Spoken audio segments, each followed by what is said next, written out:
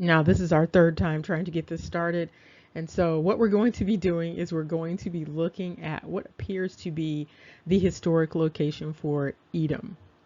And so what we found is these ruins that are attributed to Edom. Now, this took quite a bit of transliteration and translation, but this is what we found. Not only did we find what looks like the habitat for Edom, but it also looks like it's connected to Lamarudu and Nimrod. Now, those two might be the same entities, but we're going to treat them distinctly for now. As a matter of fact, it looks like there's a possibility that all three of these entities are the same individual. That is a possibility. And so there also seems to be a connection between Edom and this place and Rome. And so we're going to look at this ancient dynamic. Now, this is so that you can see some of the transliteration so that you can have that schema in your mind and you know what to look for when you're looking for Edom, if you are looking for Edom. And so you see that there are transliterations with respect to the Hebrew, the Greek, the Arabic, and the Assyrian. And so you can see this diversity in terms of the spelling of this particular name. And so you see when the name is understood as Esau, you see those two variants. And then you see some variety with respect to Edom with the Adam and Adam. And then you see Adomatu and Idumea, and then what looks like Dumat al-Jandal. And that's what we're going to be looking at today. It is really interesting that these buildings that are made of this material can withstand time the way they apparently do. What you have here is an obelisk over on the left-hand side, and this entire area is understood as a place called Dumat al-Jandal. And we're going to look at that. And this is so you can see different areas. You can see that they were working with brick. Again, you see the obelisk over to the right-hand side. There seems to be a theme with the obelisk and archways. And here you can see another view. And this is another view of the ruins from a distance and at a different angle, and you can also see the sky over it. Now, this might be considered the linchpin. This is known as Marid Castle. And so you see the tower over to the right-hand side, and you can also see those columns in there. If you look over on the right-hand side and down, you see white columns attached to that building. And it's noteworthy because it looks like it belongs in another geographic space. And so here's the interesting narrative about this castle. So the castle's name is Marid, M-A-R-I-D. And this castle name means the rebel in Arabic. And it stands on this natural limestone. What we're going to do is deconstruct this Marid, the rebel, and see what we come up with. And before we go there, I want to point something out to you about this Acropolis. And so it's noted that there was an Acropolis. What's interesting about this is that the name Accra, with respect to Ghana, appears to be associated with an Acropolis. And so Accra being an abbreviated version of Acropolis. Now, this is when the Roman connection starts to come in because they are identifying this location as being of a style that you would find in Hellenistic culture, Etruscan culture, Roman culture. And so that's what you're finding at this Dumat al-Jandal. And so it's unclear why they have this particular structure there. but it is clear that that is what it is, and that's why those columns were looking somewhat out of place in that picture. Now we're going to go back to the Marid castle. That means the rebel. There is another entity, well, there are several entities in scripture that refer to the rebel. Nimrod is thought of as a rebel, the rebel, and it's embedded in his name. And so you see Morid. This means rebel or to rebel. Now, in late Hebrew Arabic, it means be bold and audacious in acts of rebellion or disobedience. In Ethiopic, strenuous attack, rebellion. Sabian, rebellion, to rebel. And so that's what this name means. That's what this castle is named for, apparently. And so it appears that there is evidence of linking this castle to Nimrod or Lamarudu, which by extension then connects it to Edom or Esau. And there have been suggestions that some of these identities appear to be conflated, and it's very difficult to completely disentangle them. And here you see another variation of Murad, simply rebellion. And then you can see, I put up on the right hand side so that you can see the spelling of Lamarudu and Mardu. Those are names for Lamarudu and also for Nimrod. Now, what the narrative is with respect to the Yoruba, some Yoruba, is that this is a part of their ancestry. And so here you have these two entities that are considered distinct entities. However, both of these entities are identified as ancestors of certain Yoruba. And then you see that the name means rebellion for that castle. And then you see this name means rebellion for both of those individuals. And so these things are starting to tie together. So you are seeing where these little pieces are coming together, suggesting that there may be a little bit more integration than meets the eye. And then this gets a little bit more specific. So you can see rebellious on the left-hand side, and then specifically rebellious against God.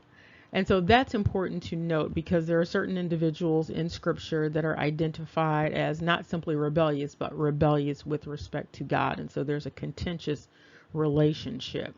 And there was definitely, according to the Nimrod narrative that we've heard, there was a contentious relationship. And so you see over on the right-hand side the various transliterations. And so you have everything from Marudu, Mardu, Moridim, Moridim, Timidu, Umaradinu. So there is quite a bit of variety here, and you can go through it with all of these options. Limrud, similar to Nimrod, Mayrod. So there is quite a bit of variety, and you can take your time and look at that. Now this is a map of the area in present time, and you can see some familiar sounding names. One thing that you see over on the left hand side is that Gulf of Aqaba. That Aqaba can be spelled Akaba, and you'll find that in some of our research and discussions in West Africa. You also see some additional information like Iraq, and there is some suggestion that Iraq is a part of the name of the Iroquois. You also see Mecca on the map. You also see an interesting star in the middle there, right above Saudi Arabia, and it's the name Riyadh. This name looks like part of the name associated with those who have a history in the Isles. So in Ireland and Scotland, over in that area. there was a kingdom, an earlier kingdom that came through there, and many people have roots apparently in that kingdom, and it's Dalriada. And so that's definitely something to make note of. And then, of course, up above it, you see Ad Daman. So you see basically the essence of Adam. And so, of course, when you see Adam, the translation goes to Edom. And then you have the translation again going into the changed name or the changed name of the descendants for Esau. And this is just another map so you can see where Duma al-Jandal is in relation to other things. You see Egypt over on the left-hand side there. You see Syria and the Fertile Crescent. So this gives you a broader idea. And so we are back at Castle Marad or Marid. Also looks like Mari with a D. And here you can see the ruins from a different angle, and you can still also see the obelisk off to the left-hand side. And you can see better with this particular light and angle. And there's a note up at the top right, and it indicates, according to Saudi scholars, the castle was erected from 661 through 749. Some, however, attribute it to an earlier time period. Now, given the time frame and the location of this castle, there is a heavy suggestion that if Jacob and Esau were engaging each other, that they were engaging each other from a position of an adversarial position, just based upon the religious dynamics alone. But it is noted that a couple of people have indicated the possibility that Jacob cannot be located because Jacob basically is doing a crypto move, doing Jacob's own Morisco Morano dynamic with respect to jihads versus crusades or inquisitions. Now let's look at this entry, and this is EDOM, which means red. So it doesn't mean stuff like EDOM. This one means red. And you see down at the bottom, it indicates it means red and ruddy. Now, it's important to keep in mind when thinking about red and ruddy that there's usually a reference to something that looks reddish brown, but definitely brown. It's not red as in bright red. It's a red that looks like the earth. And here again, you see this indication of rosy red, ruddy for this word Adam or Adam. Now you see additional transliterations and forms. And so for Adam, you see Adumma, Adum-mim, Adumma, Adum-mim. And so you see quite a variety there. And if you look down at the bottom, you even see Weedom. So that's something to keep in mind. And here you can get the full view of the castle and the surroundings.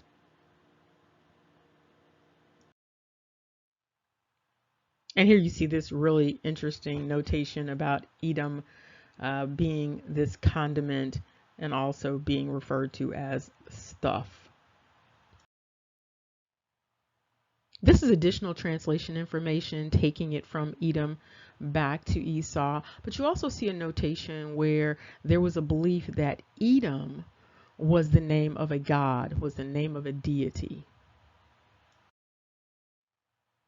And if you see up at the top, you see another translation, which is basically Oidam, and then Edom, and then Adom, indicating red.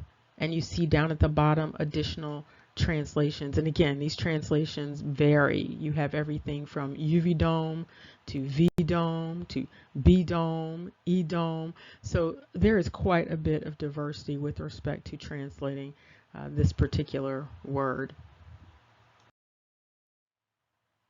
And here you can see up at the top in red the full name, and you can see the connection with the Assyrian transliteration of Adumatu. So you see Adumatu, Dumat al-Jandal.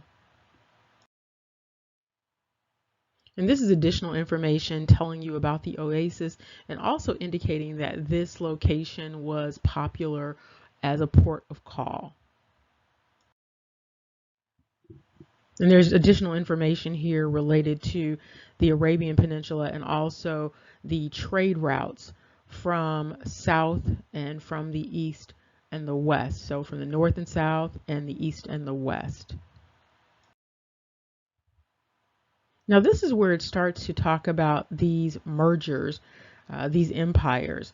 And it indicates that this particular area was incorporated into a number of places, including the Roman civilization, and this was 2nd century.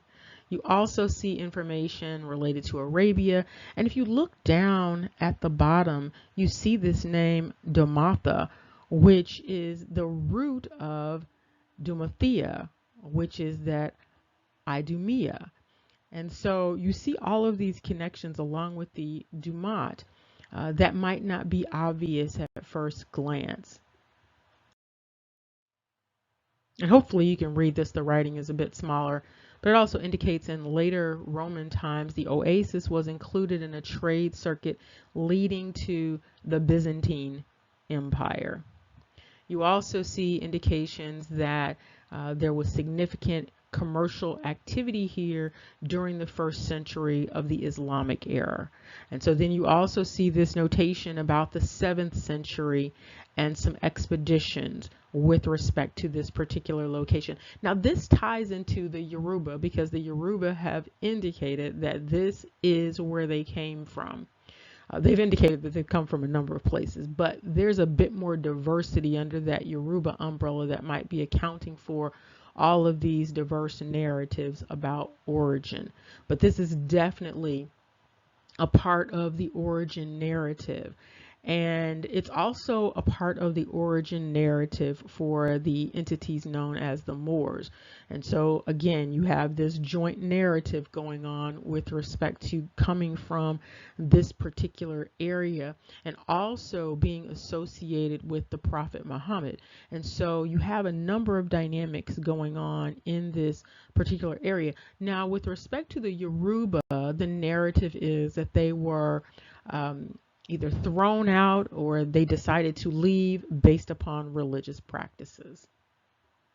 And so in other words, they were, according to their narrative, present in this location in the pre-Islamic era.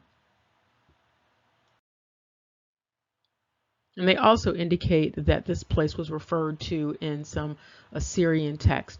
Also, if you look, there's an indication that this ancient Adumat is today's Dumat al-Jandal. So they pull it all together for you so that you can see all of this is connected and it's one place. And so you have this tie to Rome, you have this tie to the Byzantine Empire, you have this tie to the Yoruba, Lamarudu, Nimrod, EDOM. And so there are all of these connections that converge apparently on this one space. And that's not to mention that that Dalriada dynamic appears to have some roots in this area also. And as we begin to wrap this up, we're just going to look at some of these EDOM translations. And so you can see in the simplified Chinese, EDOM translates to east. Then you see in the German that it translates again to EDOM, but also to Dom, that D-O-M. And you can see in this Hebrew translation that EDOM is translating to red and also Rome. And you see additional referencing to Rome coming from the Maori translation, which is Iroma. And you can also see over to the right, translating Edomi into Hebrew, it looks like Adomit. And then you have this noteworthy translation coming from Aramean, which is when you translate it into the Georgian language, it comes up mysterious.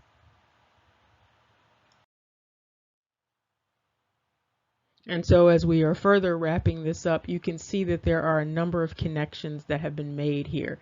And so with this analysis, you have a linkage between the Yoruba and Edom. You have a linkage between Nimrod and Edom. You have a linkage between Lamarudu and Edom. And you have all of them all linked together in one way or another with Rome. And so there is quite a bit going on here in terms of this history, and it's definitely something to look into a little bit more because you have quite a bit of connecting going on here. And it's a great thing to actually have a place that is so clearly identified as being connected to Edom and being connected to the Yoruba and being connected to Nimrod and all of these origin narratives. And so it gives a framework for perhaps the emergence of the Moors out of this area. It gives a framework for connecting the Moors to Edom and connecting the Moors to the Yoruba. And finally, if Nimrod is the one with the dream about the one world dynamic and expanding his empire across the globe, what you have on the surface is Edom actually making it happen.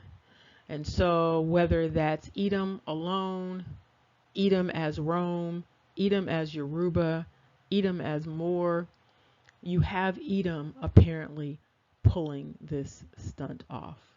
Remember, knowledge is power. Take care. See you soon.